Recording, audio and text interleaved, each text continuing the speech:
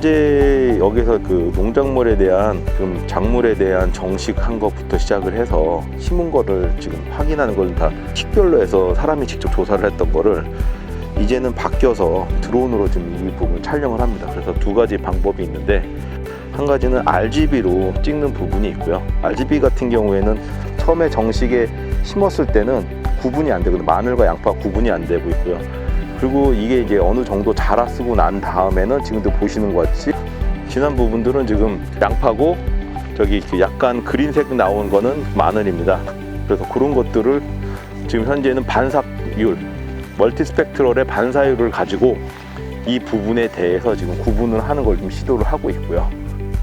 향후에는 현재 지금 이 RGB 카메라로 찍는 것뿐만 아니라 스펙트럴로 찍어서 일단은 시야로 구분하는 거, RGB로 시야를 구분하고 스펙트럴로 해가지고 반사율을 가지고 작물을 구분하는 걸 시도를 하고, 이게 어느 정도 작물이 성장하고 났을 때 구분이 되고요. 작물을 처음에 심었을 때는 겨울 동안 자라고 나서 봄이 되면 이제 구분이 이제 변화되는 시기가 나옵니다. 그 시기에 맞춰서 스펙트럴을 찍으면 그 반사율 값을 가지고 구분하는 게 된다면, 처음에 작물이 자라는 어린 시기부터 얼마나 양파를 심었는지 마늘을 심었는지 이런 부분들이 이제 예측이 되고요. 그 확인이 되면 그거에 따라서 그때그때의 그 NDB 희생주수를 가지고 생산량을 지금 예측하는 데까지 가려고 좀 하고 있습니다. 또 한 가지는 지금 현재 저희가 제뮤즈를 가지고 열화상 카메라를 가지고 여기 지역을 찍고 있습니다. 열화상 같은 경우에는 일단은 그 온도나 이런 것들에 따라서 식물들이 스트레스를 얼마나 받는지, 아니면 증산작용을 얼마나 잘하고 있는지, 증산작용을 잘 못한다는 거는 그 지역에 열이 오른다고 그러더라고요. 증산작용을 잘하면 그 자기의 그 체온을 정리하기 때문에. 그러다 그런 온도를 보면서 식물에 대한 생육을 하는 것도 지금 연구를 좀 추진하고 있습니다. 가장 바람직스러운 거는 짧은 시간 내에 태양의 반사율이나 이런 것들을 이제 반사율은 고유한 값이긴 하지만 짧은 그 태양의 고도가 움직이기 때문에 그런 부분들을 찍기 위해서는 고종익이 바람직스럽습니다.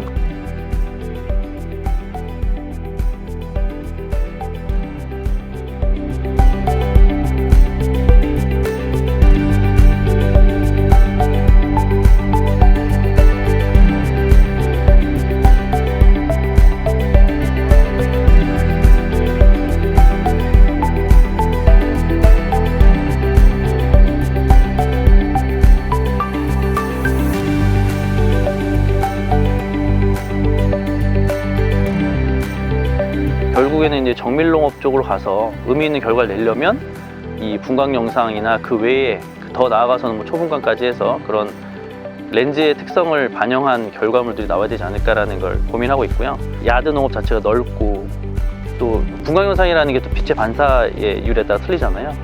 그런 것들을 한계를 느껴가지고 이제 다른 기체, 좀 더 빨리 찍고 쉽게 찍을 수 있는 기체를 찾는 와중에 지금 이제 고정액으로 제일 하는 이제 뭐 EB도 찍어보고 지금 현재 신규 기체도 좀 파악해보는 상황이고요. 결국에는 데이터 수집, 처리, 저장, 그다음 활용인데, 저희 연구진이 나중에 이제 생각하는 부분은 그런 촬영 기법이나 기체 다루는 기법들이 좀 표준화되고 안정화되면 농업 현장에서 생육 정보라는 건 시기가 좀 중요하잖아요. 시급성이 있고. 그랬을 때 저희가 표준화된 그 촬영 기법이나 영상 정보를 언제나 그 지역에서 당장 받을 수 있는 거죠.